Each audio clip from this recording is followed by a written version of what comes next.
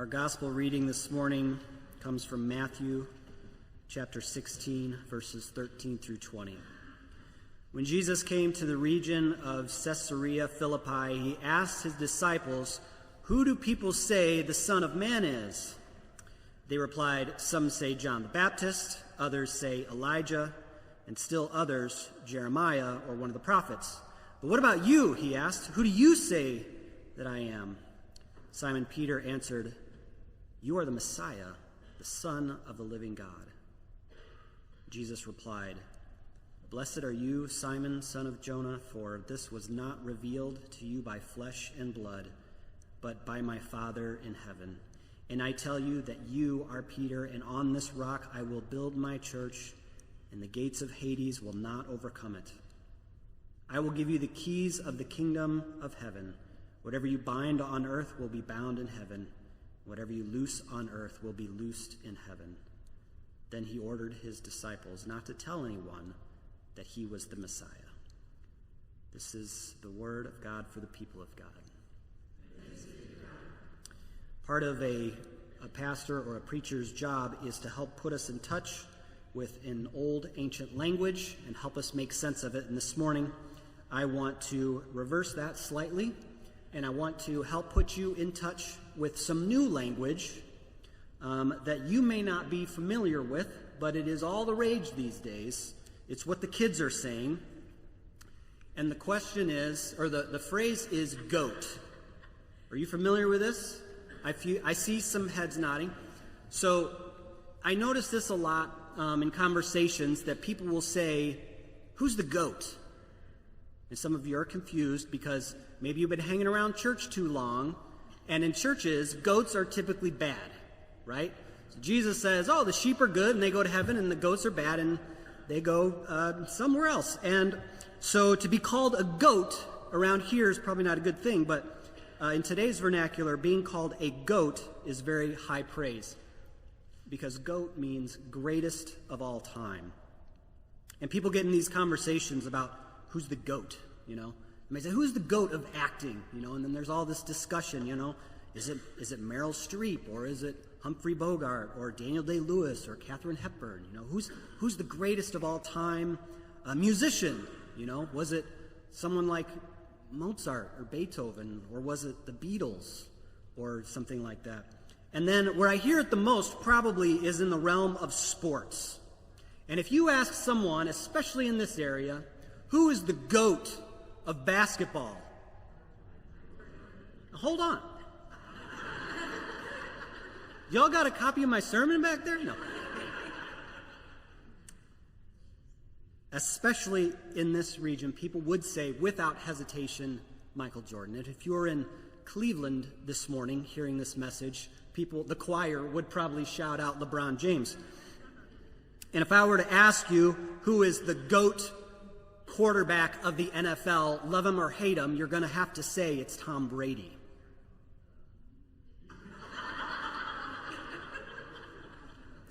And then there's soccer. And I don't know very much about soccer, but I do know that if you're talking to the kids today, you don't want to upset them by saying that the GOAT of soccer is anyone but Lionel Messi. You've heard this name before? You know, the World Cup was just on a few months ago, and Argentina won, and Lionel Messi had never won. Okay, anyway. You wouldn't want to upset the kids by suggesting that the GOAT was someone else, like Pele, who was a player on the Brazilian team in the 60s and 70s, who won his first World Cup when he was 17 years old, maybe. Those are the only two soccer names I know. That's why, whatever. But I spent a good deal of time on the internet reading blogs and forums about people who are discussing who the GOAT of soccer is. There's articles and articles and forums of people that have written about this, and there's no real consensus. And it's gotten me thinking that the greatness of a person really is subject to a couple things, like public perception and history and available statistics and recency bias and cultural context and access to information. And so it makes me think about this passage that I just read when Jesus asks his disciples, who do you say that I am?" So the disciples, they respond this way. Well, maybe John the Baptist. People say you're John the Baptist. Some people say you're Elijah. Some people say you're Jeremiah. At this point in Jesus' ministry, he's been teaching and training and healing, and he's been sort of slowly revealing his nature and his mission, and he's gaining a following and a reputation. And so in this exchange, he's sort of testing the disciples to see what conclusions have people been coming to. The disciples of Jesus, they report that, well, maybe people are saying John the Baptist, because at this point in Jesus' ministry, John the Baptist has been imprisoned and he's been executed. And so there's some confusion now between people and even the rulers, like, is Jesus John the Baptist that has been resurrected and is continuing his ministry? And then they also say that Jesus might be Elijah, who is an old prophet from Israel's history, who had this ability to perform many signs and wonders. And as Jesus is doing that, people start this rumor, this is Elijah, come back to us. And then another person of Israel's history would have been the prophet Jeremiah, who was known to speak out against Israel and against Israel's leaders. And this is something that Jesus also did pretty frequently. And so people are saying, maybe this is Jeremiah who's come back to us. So then Jesus asks his disciples, but who do you say that I am? Peter, at least, is ready to make a profession of faith. I grew up in a non-denominational tradition, and we practice what's known as a baptizers, I'm saying it wrong, believer's baptism. That's what we did. And what that means is you didn't baptize infants and babies, and there was no confirmation and first communion or anything like that. This is how it would roll. So each Sunday, at least this is how we did in our church, there will be altar call at the end of the sermon. So the pastor, he'd do his best, and then he'd say, effectively, if this has convinced you in any way that you are ready to lead a life following Jesus, then I invite you to come forward now and give your confession, and we'll baptize you this morning. Now, this was usually prearranged. If someone was going to be baptized, that would be prearranged with the pastor and, the person that was being baptized. And if it was a kid, it's usually a kid or a teenager, have meetings and stuff with parents to make sure, this is really what I want to do. It wasn't, very occasionally, it was someone who would be moved right then and there in the service, and then they would come up, and then you'd have to scramble because, the water wasn't warmed up and all this stuff. And then so the idea was, once you confessed your faith and once you became a believer, then you were baptized, and then you took communion. That was sort of the order of things. The one thing that was constant in this formula was that every single person who came forward to be baptized would give their confession before the whole congregation, and maybe that would be the first time that they said out loud who they believed Jesus to be. And they said it using the same words that Peter says in our verse here. And these words are burned into my memory. I could never forget them. You would get in front of your friends and family and say, I believe that Jesus is the Christ, which is another word for Messiah, the Son of the living God. That's what we said. And so I grew up with Peter's confession as my own. That was my confession too. But I've come to realize that Peter's confession was actually different than mine. We said the same words, but we didn't really mean the same thing. When Peter said, you are the Messiah, he meant you are the king, the anointed king of Israel, that Jesus would go on to liberate the people through political and military might and would raise up the nation to its former glory. That's who Peter thought the Messiah was. When I said Jesus is the Christ or Jesus is the Messiah, I understood that Jesus was the one who would liberate me from the oppression of sin and a life of service to his kingdom Or, whatever a 9-year-old thinks about that, I probably didn't think those exact things.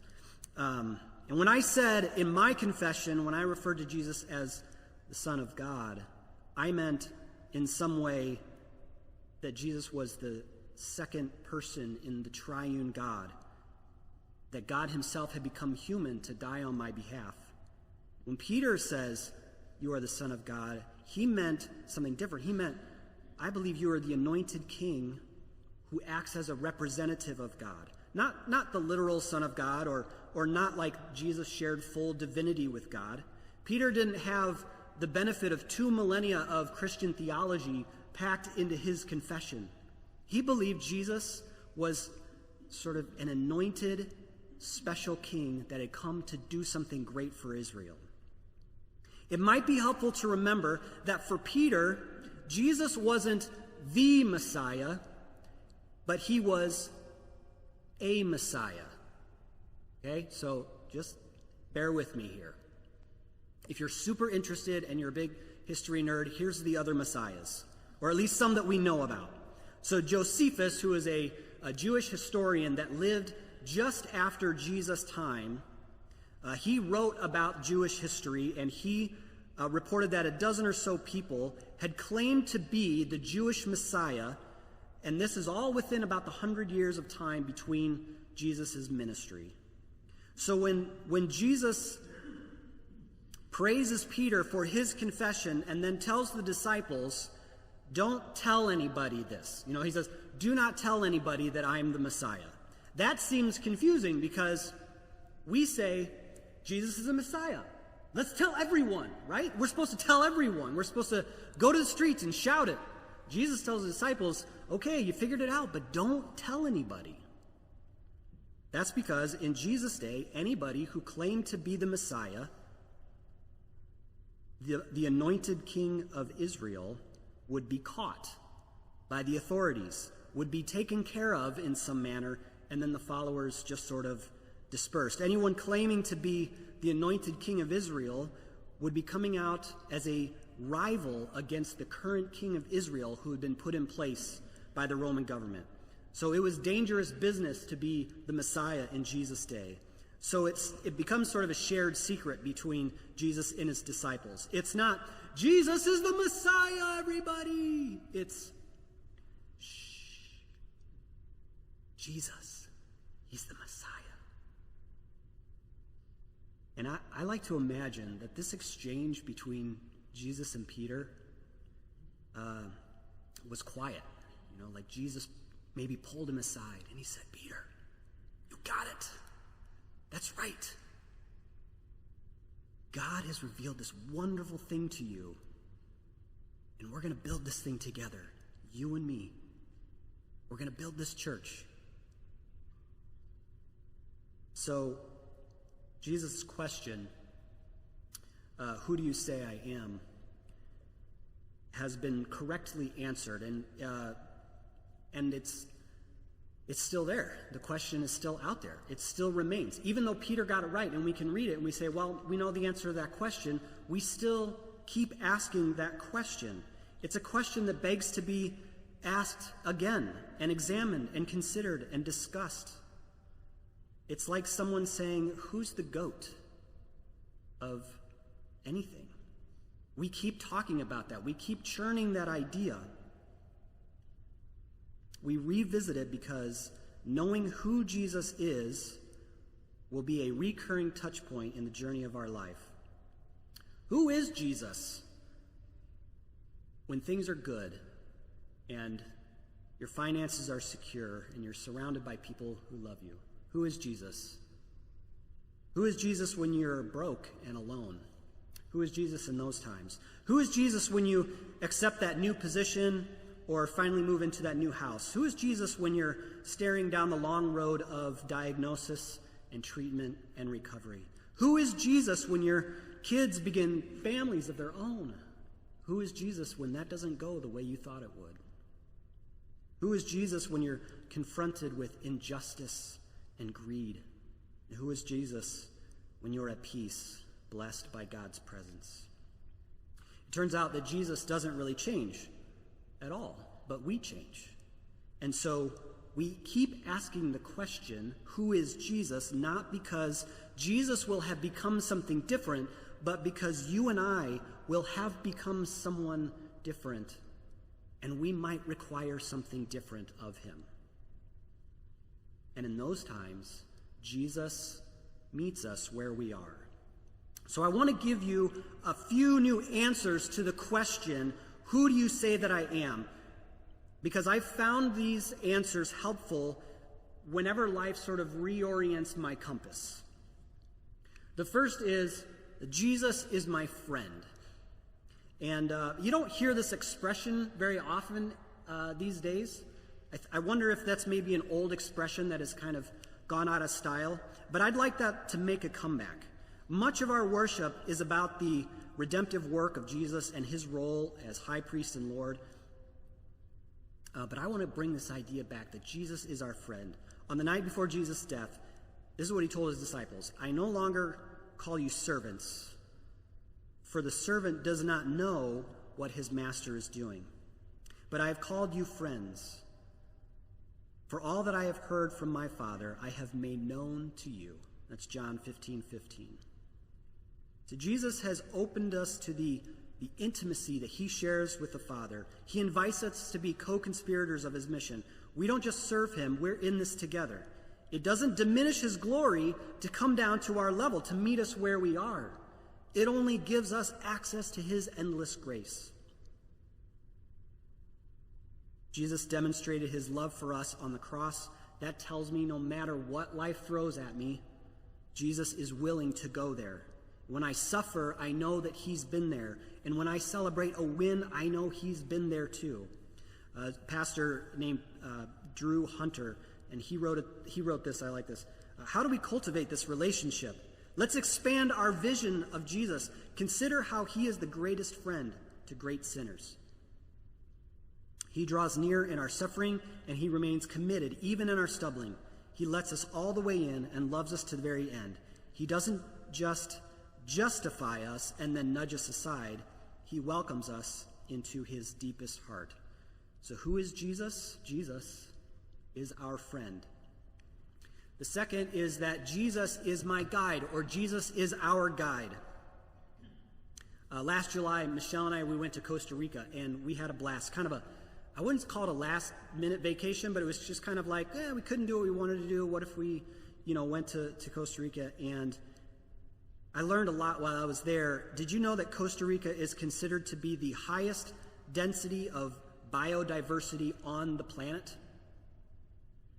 It is only about the size of New Jersey, but it packs more than 500,000 unique species of animals. And hundreds of these animals, or species of animals, they exist nowhere else in the world. I find that fascinating. And this is the crazy thing. You don't see any of them. Apparently, they're everywhere, but you don't see them. Now, to be fair, half of those species are bugs, so I'm not really broken up about it. But it turns out animals in general don't want to be seen, and so if you're there and you want to see something, you need a guide. You need someone to show you. And so, let's see what I've got here for photos. So this is Michelle and I. We're at the National Park of Manuel Antonio. And this is a very popular place. It's got really good beaches, and a lot of tourists like to go here and, lay at the beach and just relax. And so we hired a tour guide at the beginning of this tour, and the tour ran from the front gate basically to the main beach where everybody's going. And there's like locals and tourists, and they're swarming everywhere. This isn't like he took us on a special trail or like a hidden cave or like some untouched vista. It wasn't anything like that. Like, this was literally the 10-foot wide gravel trail from the entrance to the beaches. That's what we paid for, a guide to have us on that. And there was nothing. All you could see was gravel and trees and sky, and you can see the humidity. I'm telling you, it's brutal there. But with so this is the trail guide. We're just walking along, and obviously, it's beautiful, but there's no animals. You don't see the biodiversity. But with our guide ready to point out the hidden and hard to see, we saw things that no one else could see. For instance, you walk by this plant, and you'd be like, wow, that's a neat plant. It looks neat. It's a plant, I can see a billion of them around me right this second. But this one is actually kind of neat. But the tour guide, he'd zoom us in. He'd say, yeah, but look right here. And it was just like, it was there the whole time, but we couldn't see it because it was hidden. Or we walked over this little stream, and he was like, oh, this is where nutrients sort of, come off the mountains and give life to the world. And yeah, it's like cloudy water. Thanks. And then he'd zoom in and he'd be like, look at these crabs, though. They're skittering along. They help eat down the ground, all the stuff that falls on the ground. So to me, it always just looked like a clump of trees, just like staring at a wall of plants. And then our guide would say, yeah, but look through here, and he'd show us a family of bats. He'd say, I think this is him, yeah, here's the guy. He'd be like, look at this, and it just looks like, plants. And then you'd look, and you'd see, this is what you'd see, just these plants.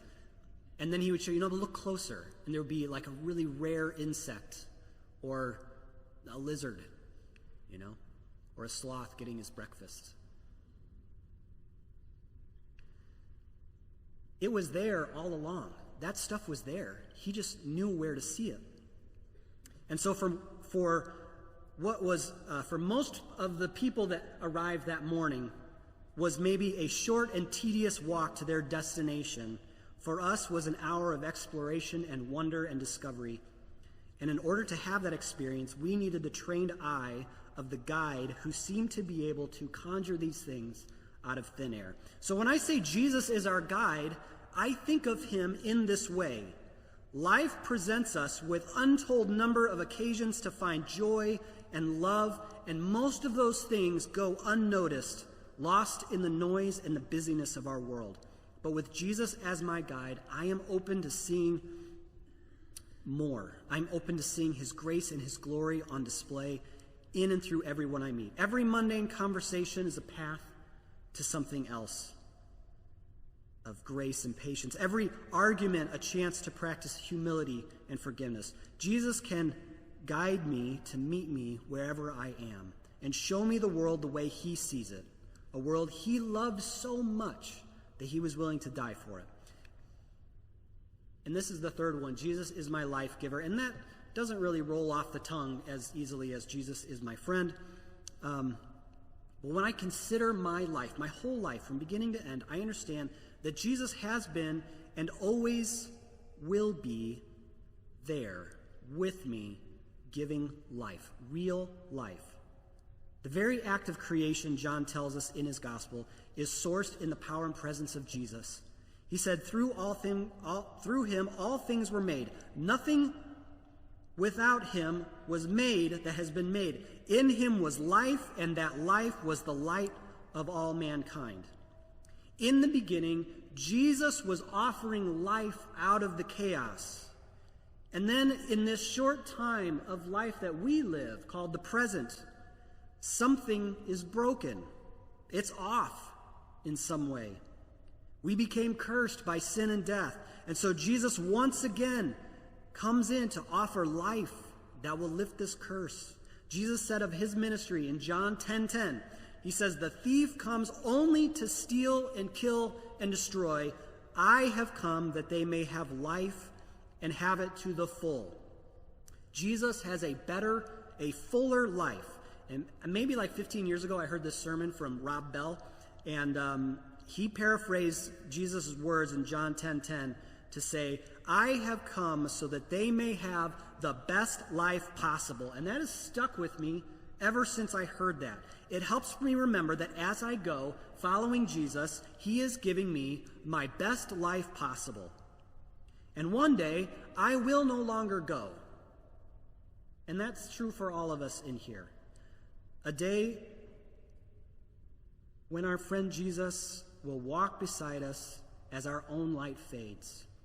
But his light will still be burning bright to lead me, to lead you into the next age.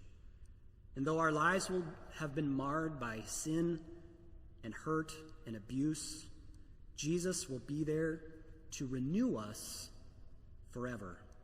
And when the world is finally judged, Jesus will claim us by the power of his own forsaken life, that we might share with him in eternal glory. Paul wrote in Romans 6, just as Christ was raised from the dead through the glory of the Father, we too may live a new life. For if we have been united with him in a death like his, we will certainly also be united with him in a resurrection like his. Friends, Jesus is a constant in our lives. He will be for us what we need, no matter what stage of life we are in. He meets us where we are, giving us life at every moment. So, who is the goat? A true goat is someone who transcends time, culture, prosperity, language. The goat is the one who was with us for all time. When we make a confession of faith like Peter's, where in community we recognize our relationship to Jesus, it's for the benefit of all who say it and for the benefit of all who hear it. And so together we're going to affirm our faith in the Son of God, our Messiah.